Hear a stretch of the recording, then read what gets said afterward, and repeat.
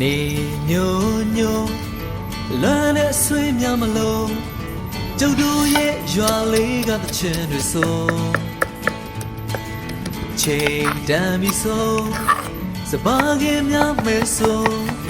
အိမ်ပြန်ချိန်ဆိုစနီးကြောလေးကကြိုနေညိုညိုလမ်းနဲ့ဆွေးများမလို့ကျုပ်တို့ရဲ့ရွာလေးကတချင်တွေဆိုချိန်တန်ပြီဆိုစပါးကင်းများမယ်ဆိုအိမ်ပြန်ချိန်ဆိုစနီးကြောလေးကကြိုကျုပ်တို့ရဲ့ရွာလေးငြိမ်